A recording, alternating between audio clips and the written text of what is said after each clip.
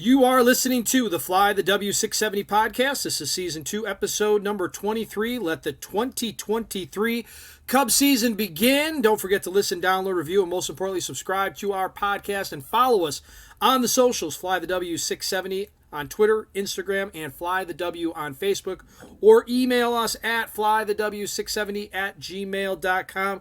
Crawly, happy opening day eve, number 23 for you. What are the plans for Crawly tomorrow? I will be heading immediately after this. I'm heading down to Chicago. I will be at hanging out at Output starting at about 9 o'clock in the morning, and then it'll be Cubs game for a while, and then afterward there's a post-game party with the Bleacher Bum Band. So I will be on my socials at Crawly's Cubs if you're interested. We got a lot of stuff planned for tomorrow, so it's going to be a blast. Absolutely. Let's start things off talking about the last couple of spring training games. They played their final 2 games of the spring against the White Sox. Yeah, Jameson Taillon looked good on Monday in his final tune-up before the spring. He went 5 innings, gave up 2 hits, no runs, no walks, and 5 Ks. And it was good to see the Cubs offense knock around White Sox starter Mike Clevinger. He, Mr. Controversial in the first inning. Nico singled and stole second. Dansby walked. Ian Happ and Cody Bellinger hit back-to-back singles to drive in the first 2 runs. Trey Mancini with the sac fly to score Happ. And then Eric Hosmer doubled to score Bellinger. And that was it for Clevinger. He make it out of the first. How about this? We do a show, Dustin, worried about Dansby's spring numbers. At least I know I was worried. He hits a home run in his I was too. He hits a home run in his second consecutive spring training game, number 2. So there you go. And so that was, and so, as you're kind of looking at that one, the Cubs did end up winning the game 8-5. So a lot of fun on that one.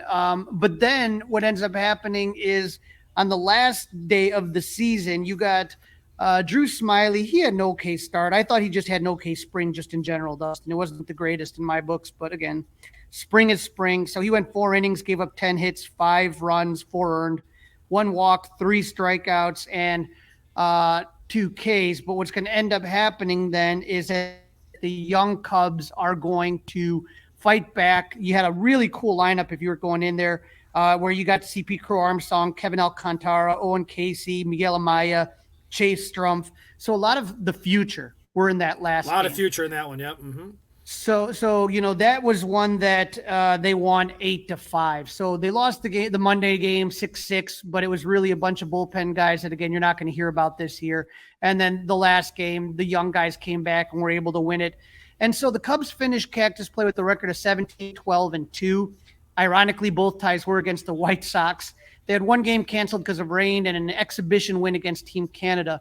They were 10-6 at home and 7-6 away from Sloan. They scored 153 runs, and the opposition scored 132 for a run differential of plus 21. And the reason, Dustin, I'm bringing that up is because of how important, and I'm just kind of just showing this up on the screen right here, that figure is going to be, run differential is always really important. But with the Cubs, and this is the way that this team is constructed, pitching and defense, right? You don't have the big boppers. You're not going to have a bunch of crooked run innings. So they're going to need to keep that run differential close. And they're going to have to win a lot of close games. I think they're going to have to win a lot of 1-run games going into the 9th, extra inning games. That's how this Cubs season is going to have to be successful. So it looked good in spring, but that doesn't mean anything once tomorrow starts. You know what I'm saying? Right. It doesn't mean anything, but I think we have to take it for face value, right? Those are positive numbers that you just shared with our listeners, yep. Right? Those are so let's see if they can continue that. Now that doesn't mean they will, doesn't mean they won't. It might be maybe somewhere in the middle, but for the most part, right? For the most part, they came out of this pretty healthy, right? I mean, spring training. That's some good news too. They're pretty healthy. They're a pretty healthy ball club as we have the opener tomorrow. All in all, I think it was a really good spring for the Cubs. I think for the most part, the guys that needed to perform, for the most part, not all of them, but did.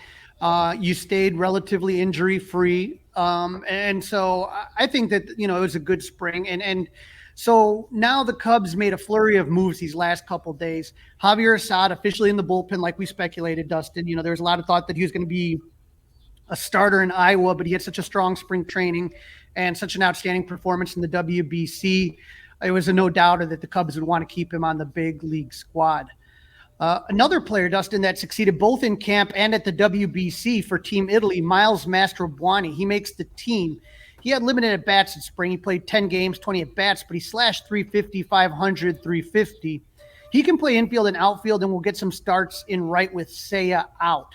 Speaking of Seiya, he may be returning to the Cubs as soon as mid-April now. So on Monday, he played 3 innings of defense only in right field during a minor league game. So that's a great sign, Dustin. Now with That's a Seiya really coming, good sign, much earlier than I would have thought. I thought May, right? I thought early May, but this is great news. right? And with that news, the Cubs are able to make corresponding moves. And what they decided to do is cut Mike Tauchman, right? And so they don't need Tauchman anymore because that was the belief is with Seiya out, you wanted a full-time guy to play outfield, and Tauchman had a really good spring, but not going to happen. Unfortunately, that also means that Christopher Morel will be optioned to AAA like we expected.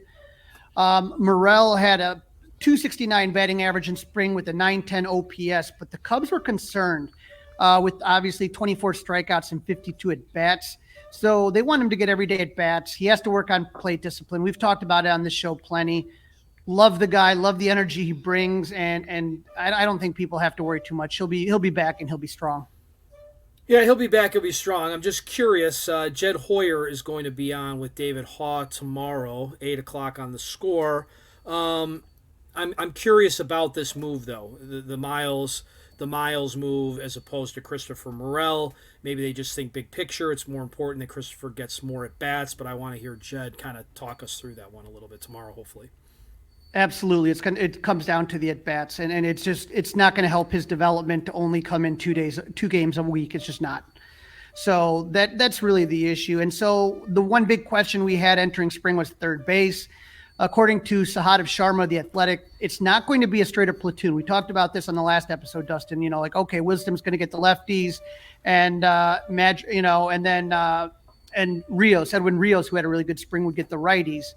But now what they're saying is put Nick Madrigal in that picture. If you have a guy that has great swing and miss stuff, then you're probably going to see Madrigal because you want a guy that makes contact as opposed to Wisdom and Rios.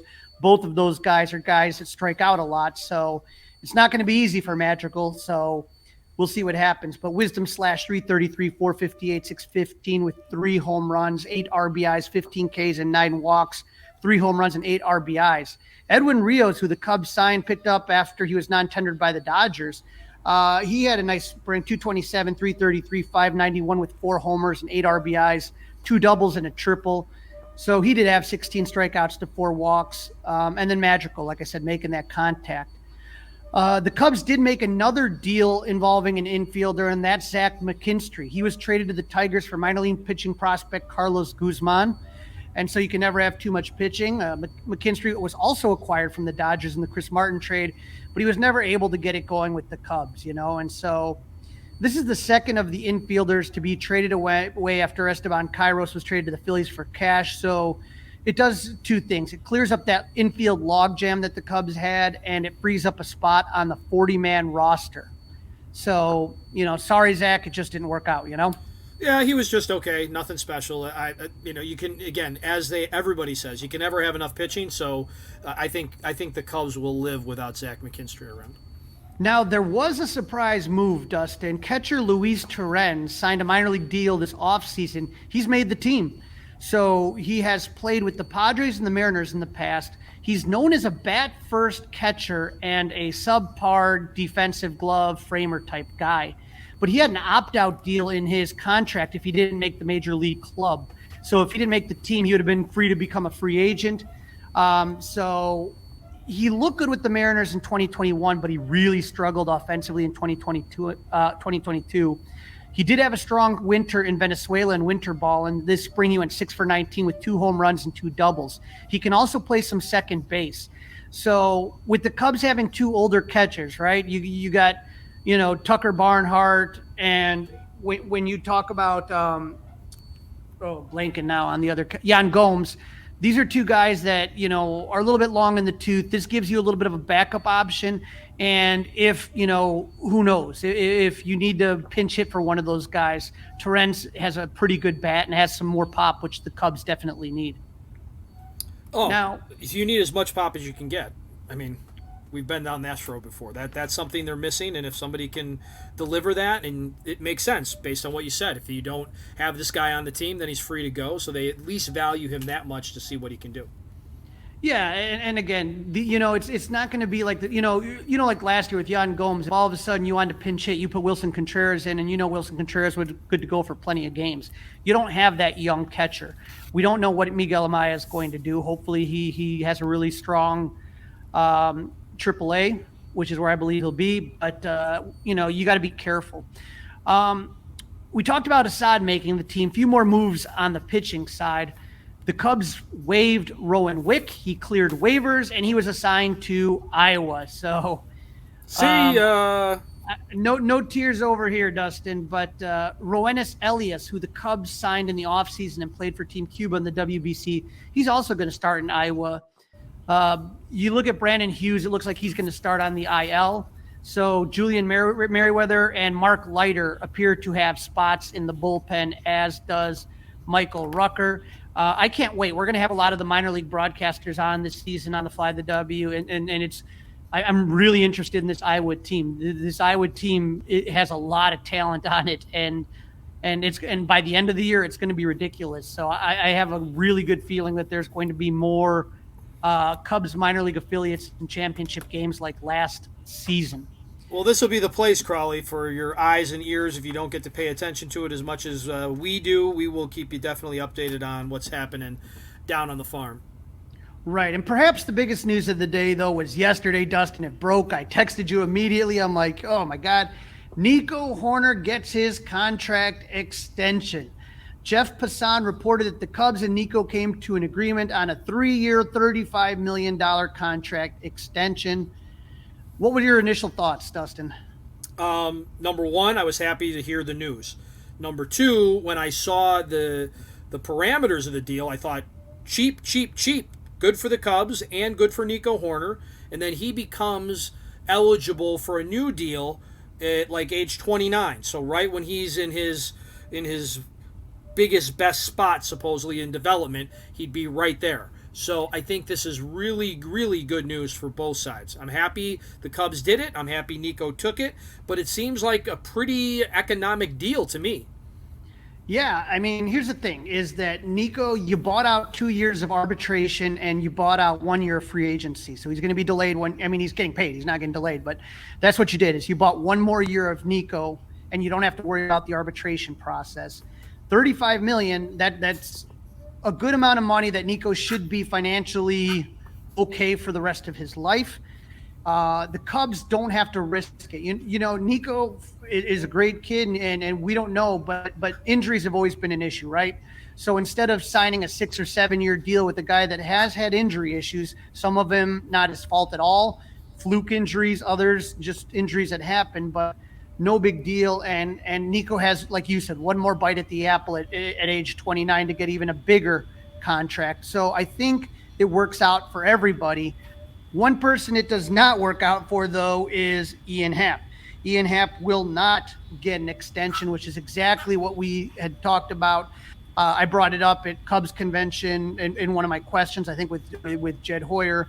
He was looking for a long-term big money deal following his all-star season, and he didn't get it. This was a quote from Ian Happ.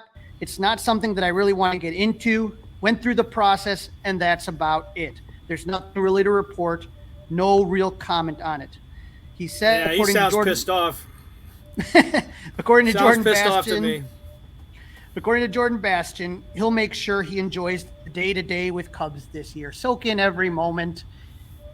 I mean, is he pissed? Clearly not happy. And then this is what happens. But here's the thing, is that the Cubs, we've talked about who they have down there. When you have PCA, when you have Brennan Davis, when you have Alexander Canario, There's other guys too that could have a breakout season. Jordan Nwogu is a guy that often gets overlooked, but you're going to have to pay Ian Happ.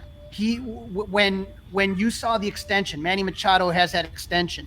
You have one big free agent next year. It's Shohei Ohtani, and that's about it. And so when you're a guy like Ian Happ, if there's a team that's looking for a Gold Glove, all-star player, Ian's going to be one of the best guys on the market. I think he's going to clearly be the best outfielder on the market other than Shohei Ohtani. So I think you're right. It's Shohei Ohtani and then everybody else, right? I mean, it's not even.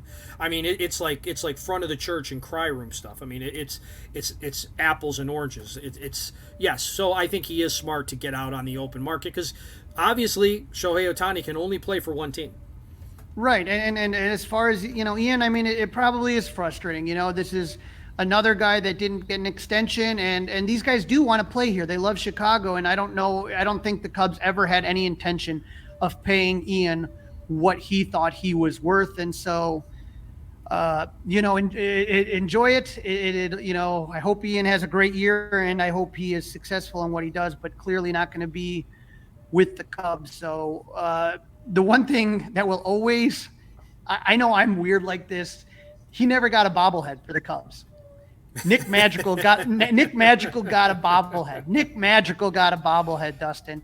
Ian Happ was never even thought of enough to give a bobblehead to. I think that for Ian, it probably was, definitely some feelings of disrespect. And I hope that, he can play with a clear mind so that he has a successful 2023, both for him, for his sake, and for the Cubs' sake, so maybe he'll play so well this year that the Cubs won't mind spending the cash, but they do have that crowded outfield. Yeah, that's where it comes down to. It's just, a logjam outfielders. It's just not going to happen. So Nico's deal was just made official as we were talking right now, covers the 2024-2026 season. So it was pretty much what we talked about all off season, Dustin, is that it looked like Nico, they were going to try to get something done. And with Ian, I never believed they would.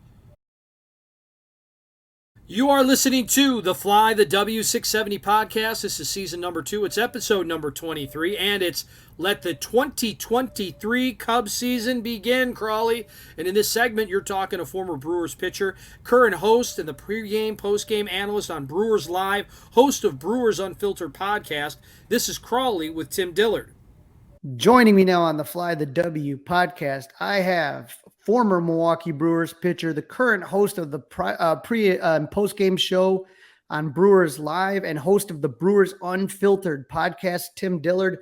Tim, how you doing today? I'm good. This is a Cubs podcast? You didn't tell me that.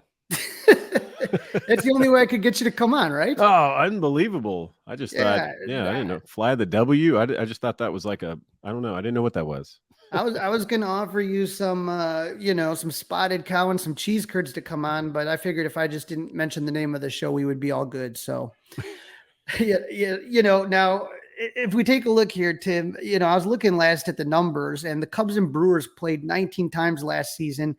And I was surprised that the Cubs actually took the series 10-9 last year. They obviously struggled after the big sell-off in 2021, where they were only 4-15 against Milwaukee. So, this has been, I think, a fun rivalry for for the past few years. It's been pretty enjoyable. Yeah. You want every game in the big leagues, or always anywhere, to be evenly matched. That's what you want. Ideally, you want every team that, every game matters, every game's close. So yeah, for the last few years, it has been that way. Even in years where maybe, the Brewers or Cubs are not as good, it's still a fun game, right? Like, just even if you're not from Chicago or not from Milwaukee, even a player on the team that's from anywhere else, they get it. They understand the rivalry that's there. And either way, it's just good baseball. That's why you're supposed to have rivalries. Right. And last year, you guys had a really good season, 86-76. You finished second, but you finished out of the wild card. I think one of the things that really shocked those of us not, tuned in, plugged into the Brewers, was the trade of Josh Hader. How surprised were you when that happened, and what effect did you think that had on the team last season? Josh Hader, probably the best reliever in all of baseball, especially with Edwin Diaz going down. I mean, it's almost like, well, this year it's going to be Josh Hader. going into this whole thing. But that's the presence that he brings. You know, he was a leader in that bullpen. And I think the Brewers management even came out and said that they didn't realize how big of an impact that was going to be. But see, you got to realize too that the Brewers don't have just oodles and gobs of money. They're not the Mets. You know, they can't just start getting every player and keeping them for 10 years. And I think the thought process was, let's get as much for him now as we can, because if they waited till this year to get rid of Josh Hader or, you know, to trade him or whatever, some teams may be like, you know what, we're not going to give you that much.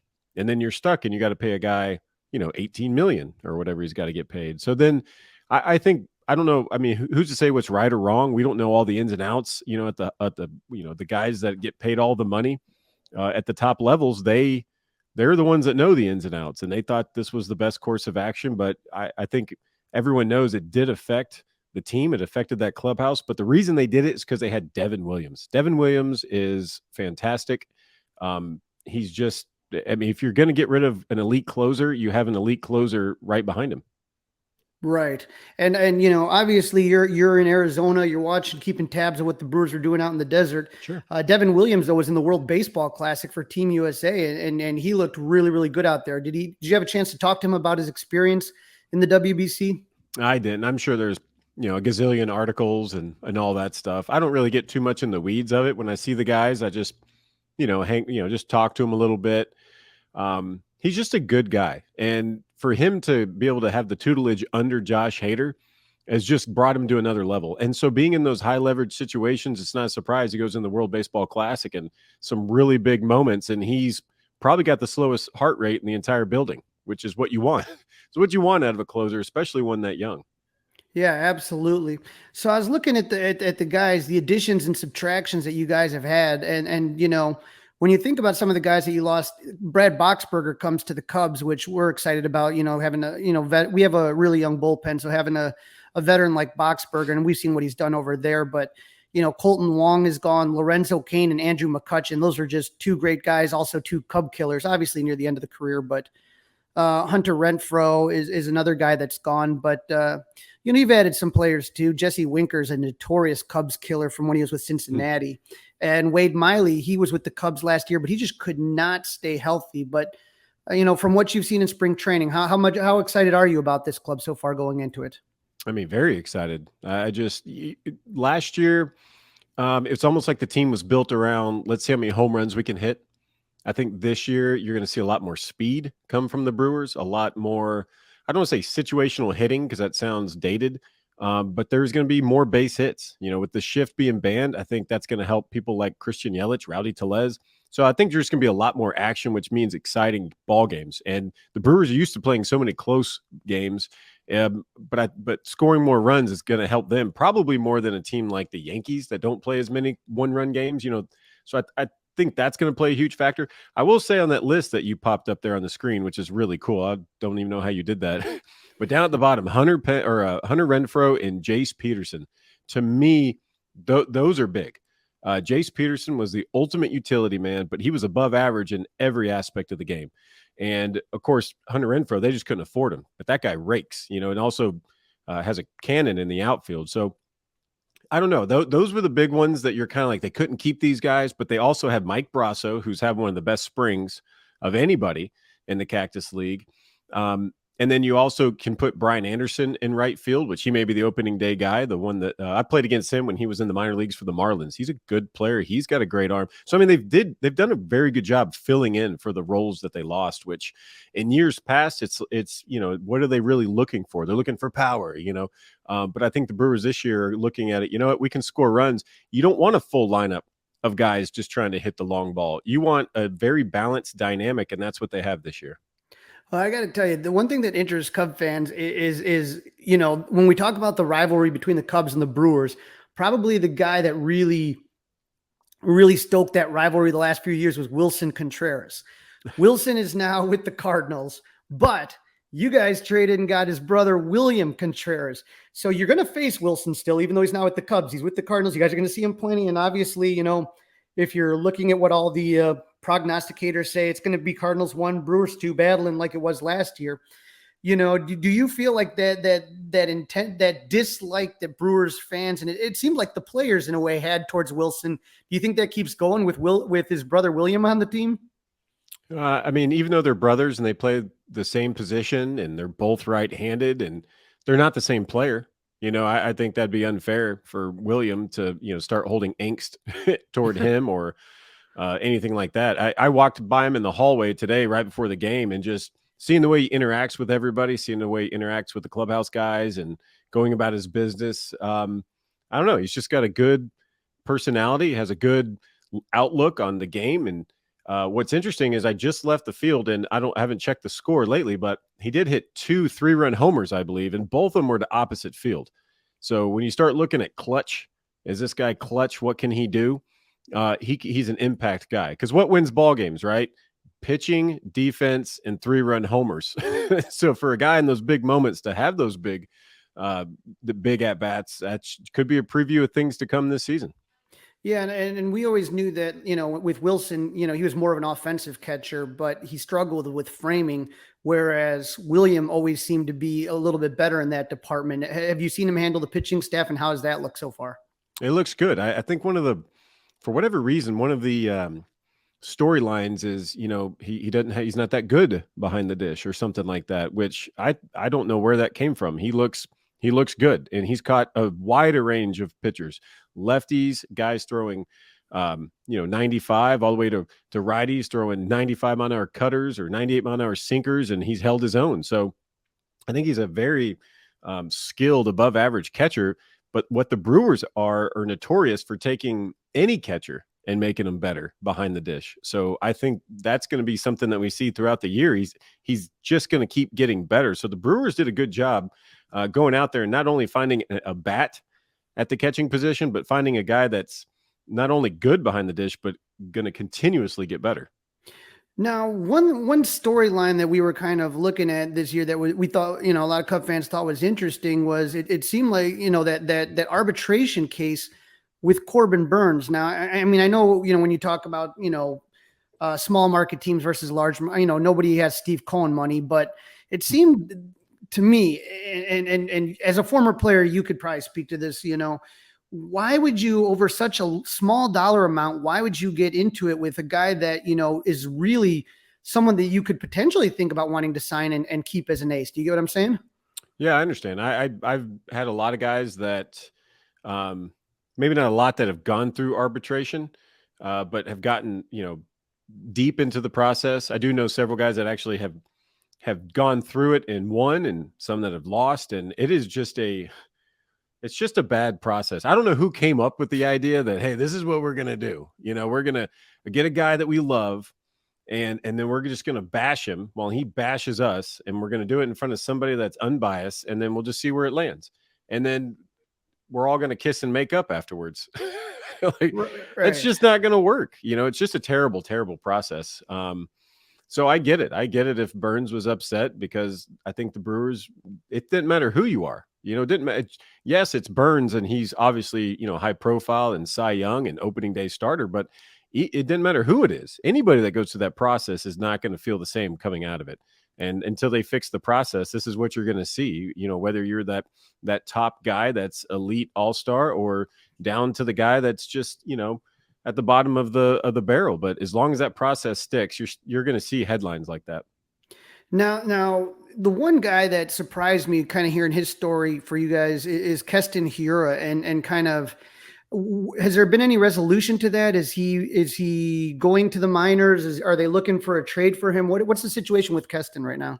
Yeah, well, I just heard today from Brewers beat writer Adam McCalvy. So they informed Keston that he's not going to make the team, and I think they've tried to work out trades in that regard. But at the same time, he goes through waivers, and then he can elect free agency, or they can still trade him, or he can accept a spot in AAA. And apparently this takes like 10 days, and we're only in day like 1 or 2 of it.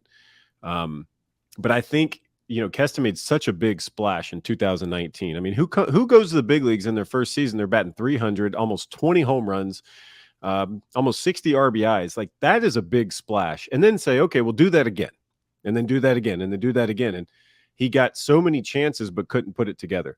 But the guy's a big leaguer. When he is finally unlocked, I don't know if it's going to be with the Brewers or whatever team, but when finally somebody can unlock him, he is going to just be a force to reckon with. And will he be in the big leagues again? Yes, absolutely he will. What team? I have no idea.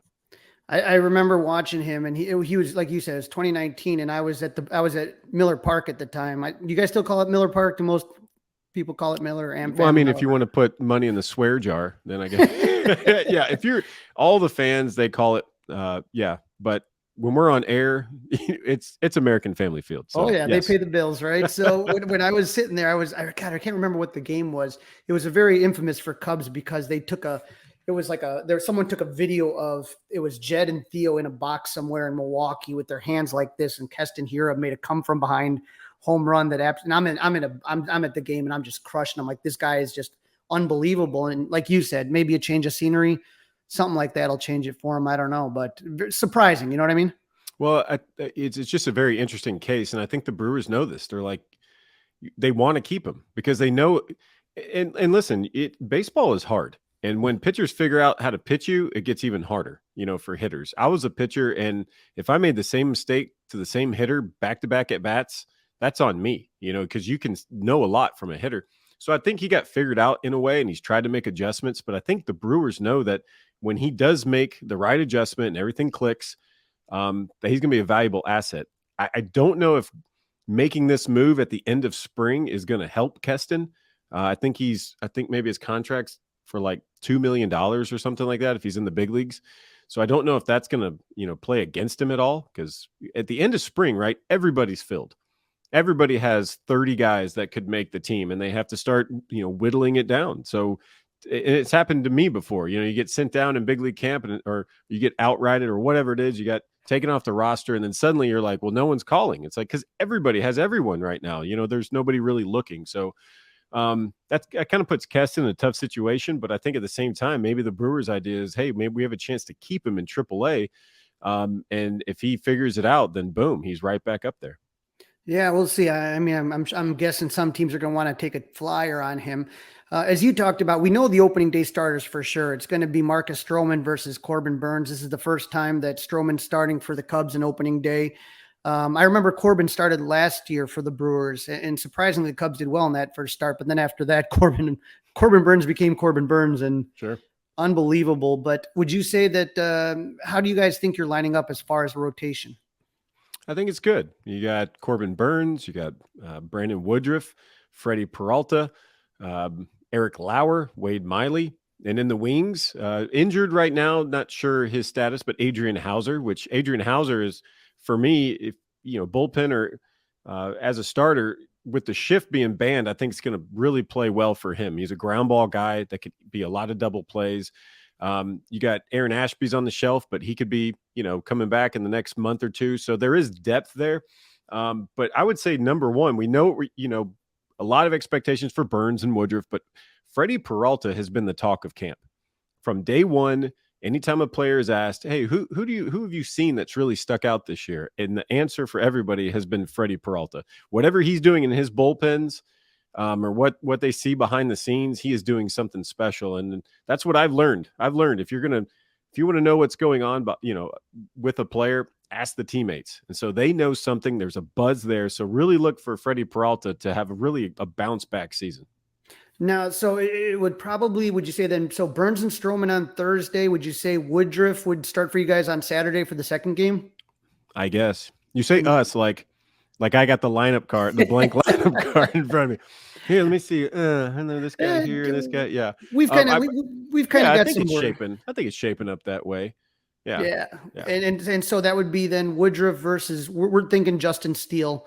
Young lefty who had a really, really good season last year. So I've been watching him a lot on the TV and kind of, hearing the commentators talk about the adjustments he's made and what Rossi thinks of him. And man, he's just good. He's like the typical lefty that's just hard to hit. Like you can't just classify him as, oh, he's this lefty no, he attacks you. He knows what he's doing. And Brewers have had notorious problems with left-handed starters. So hopefully with some of the new pieces that have been added, the Brewers can counteract that because Justin Steele's, he's legit. Right. And then, so it'll probably then look like Freddie Peralta, like you said, having a great spring. Yeah. And then the Cubs acquired Jameson Taillon from the Yankees, or off free agency. So, I think the Cubs team is one that, we looked at the additions and subtractions in Milwaukee.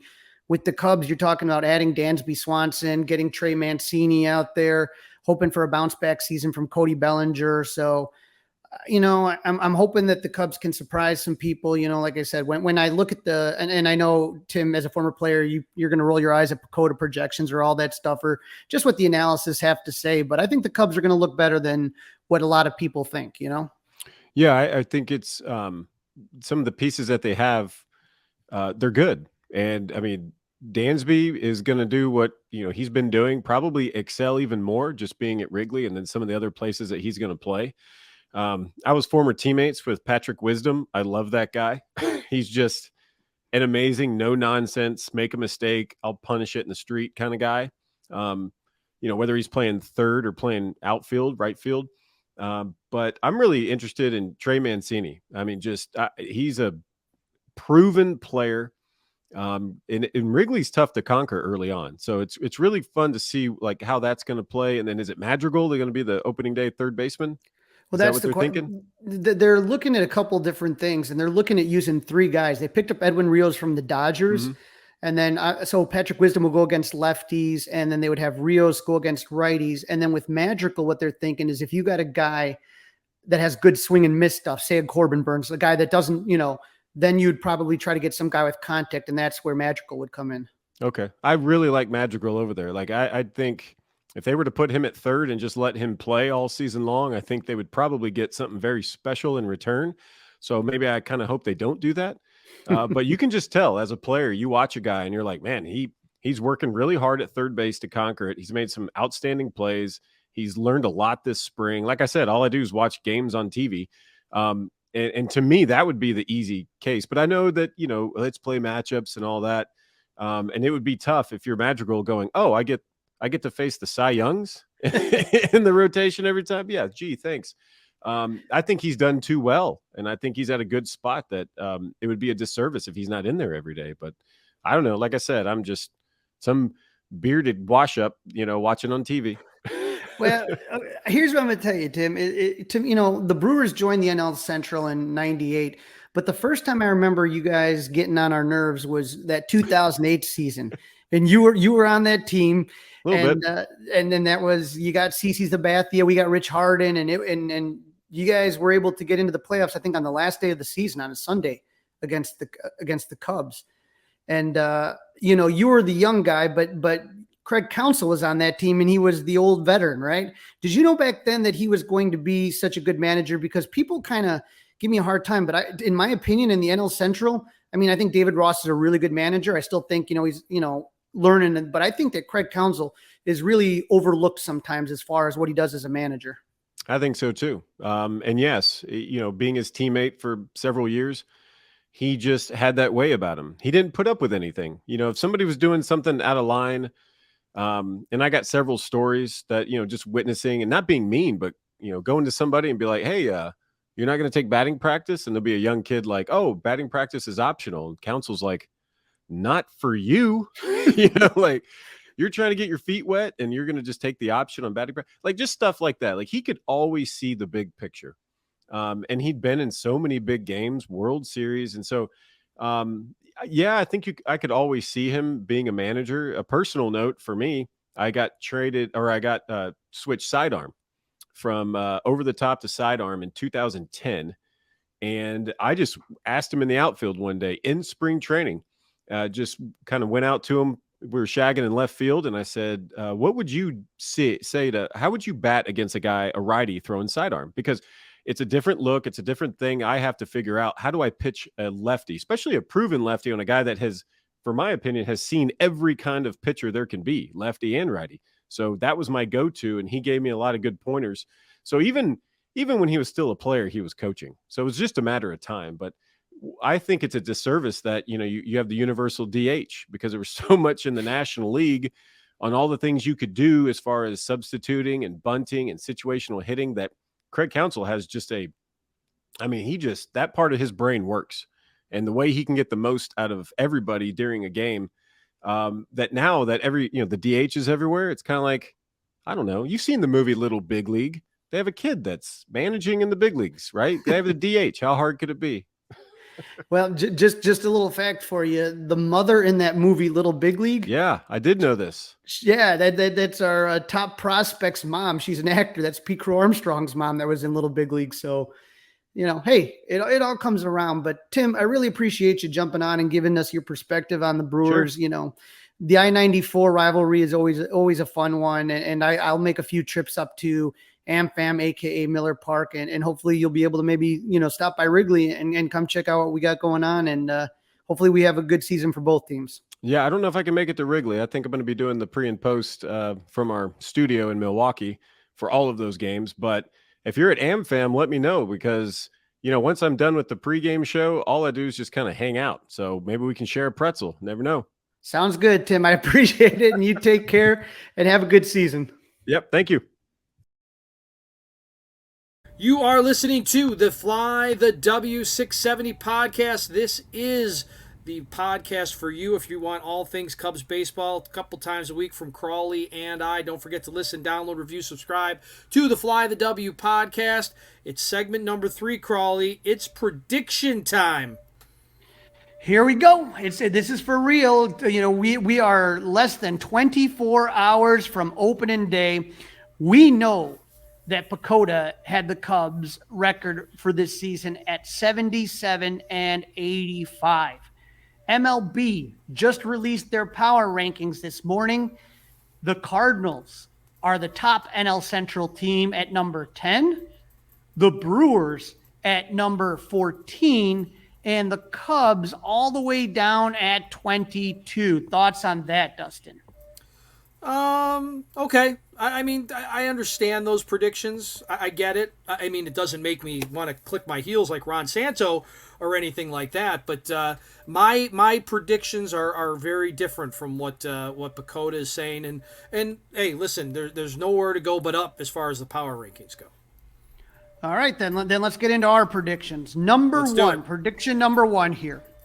What place will the Cubs finish in the NL Central, and what will be their record? Will they make the playoffs, Dustin? Second place. I have them 85 and 77 and in the postseason. Wow, all right. So that positive? Absolutely flipped of what Pacoda had. I've got 85 wins. They've got 85 losses. 85 and 77. Cubs in second place, and by just a smidge. It's going to be a tight race. I have the Cubs with 83 wins, and 79 losses. I think that they're going to have a really good season, much better than last season. But this one's a tough one. I struggled this one. I don't think they're going to make the playoffs. I think they're going to finish in second place. I think that there's too many other strong teams in the East and the West for a wild card to make it out of the Central. But I think that 83 and 79 is where they'll be. I think they're going to be in second place. I think that the Brewers are going to sell off midseason, and that's where the Cubs can kind of sneak by them. Right. I kind of feel the same exact way. All right, prediction number 2, Crawly. I'll read this one. You can go first, okay? Who will lead the Cubs in batting average, home runs, and runs batted in? All righty. I have 3 different, which I feel is kind of goofy, but that's the way I'm kind of going with it here. Batting average, I'm going to go with Nico Hoerner. I think he's going to have the highest batting average. I think he's going to have a really, really good season. He doesn't have to worry about money anymore. And it's not a ridiculously big contract you got to live up to like Soriano and Hayward. You know what I mean? It's a fair contract. And so I think that takes a lot of pressure off him. Home runs, I'm going with the Cubs home run leader the past 2 years, Patrick Wisdom. I think Patrick Wisdom, his spring training really impressed me. I think he's going to be put in very favorable matchups. I think he's going to hit the home runs. And for the RBIs, let's go with the aforementioned Ian Happ. All right, how very about you? Interesting. I'm similar. I think Nico will lead, and I think Nico needs to lead in the leadoff spot if the Cubs are going to do what I think they're going to do. Wisdom is a really good pick for home runs. I'm going to go Trey Mancini, though, for home runs, and I'm actually going to go Patrick Wisdom for the RBIs. I'm just a little bit different than you, but I'm expecting big things. I wanted Mancini from the start, and I'm hoping for a great year for Trey Mancini. All righty. Prediction number 3, Dustin. Who will lead the Cubs in wins, strikeouts, and ERA? Well, I got to go with my guy, right? I got to go with Wes Nasty. He's got to be in the mix with some of this stuff. I'll put wins, I'm going to say Steele, strikeouts, Wesneski, and ERA, I'm going to go with our opening day starter, Marcus Stroman. All right. I'm a little bit different here. I have, for wins, I think it's going to be Marcus Stroman. For strikeouts, I'm with you. I think Hayden Wesneski has the best swing and miss stuff. And then when you talk about ERA, I'm going to go with Justin Steele for ERA. Okay, so we're in the same pew on that one, if you will. All right, prediction number 4: how many All-Stars will the Cubs have, and who will they be? I'm going to go with 3 All-Stars. I am going to go with Nico Hoerner. I am going to go with Trey Mancini. And the third one, I think, will be Stroh as well. All right, very interesting. I think they have 2, Crawly. I got 2 All-Stars, and I think they are Trey Mancini, and I think they are Hayden Wesneski. Those are my 2 All-Stars. Your guy, Hayden Wesneski. All righty. What about Gold Glovers? That was the big kind of talk before the season. How many Gold Glovers will they have, and who do you think will win one? 3. I predict 3. I predict Dansby Swanson. I predict Cody Bellinger, and I predict Nico Hoerner will all have Gold Gloves. We are in agreement on that, Dustin. I do think 3 Gold Glovers, and the 3 that you mentioned, I think that up the middle defense is going to be just a ton of fun. I was on the fence with Ian, but those 3 I think are a good, solid lock. So as we go here into, like I said, the clock is ticking on opening day. What are your thoughts going in here, Dustin? What makes a successful opening day for yourself? Successful season. Day? Successful 2023 season. Fun, competitive, no serious injuries. So fun, give me a reason to watch and listen. Competitive, no 10-game losing streaks, nothing stupid, and nobody going down that matters to anything serious where it's either a whole year of rehab or missing the majority of the season. Those are my 3 things. All right. Here's the thing, Dustin.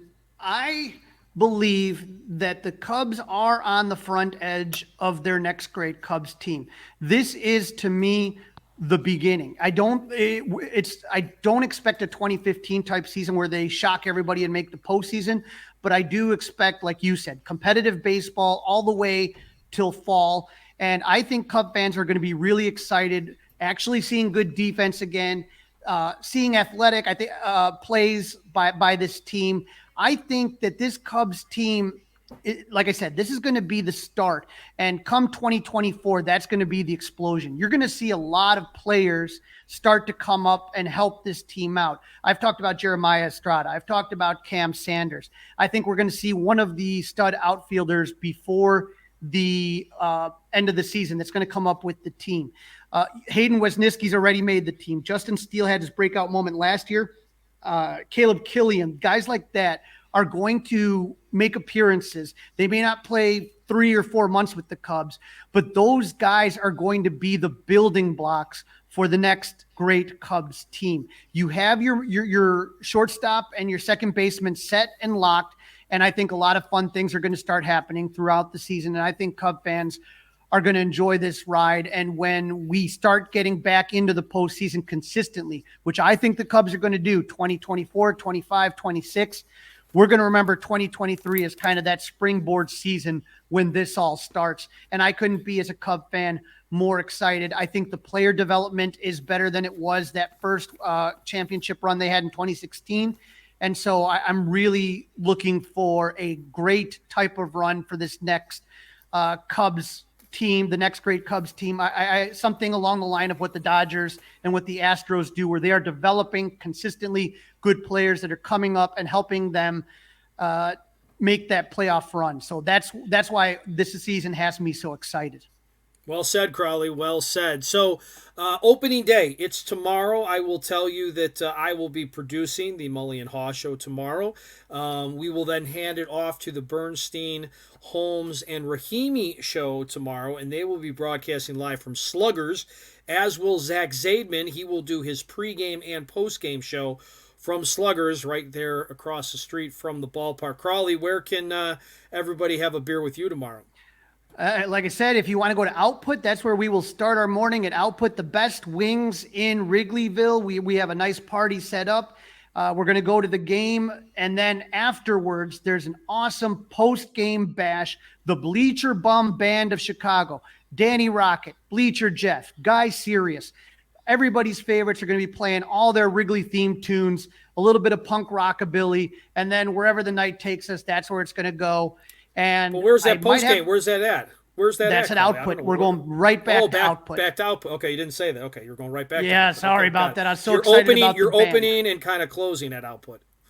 Opening and closing at Output, and again, anybody wants to sit there and show me that they follow, Fly the W. I'd love to see you out there. Tell me what you think of the podcast, and let's have a drink in anticipation of a successful 2023 campaign. All right, Crawly, that's a wrap. Episode number 23 of season number 2. Don't forget to listen, download, review. Most importantly, subscribe to the Fly the W podcast. Follow us on the socials. Fly the W on Facebook, Fly the W670 on Instagram. You can email us, flythew670gmail.com. And you can watch us on YouTube by subscribing to the 670 The Score YouTube channel. Crawly, happy opening day. Here we go. Go Cubs!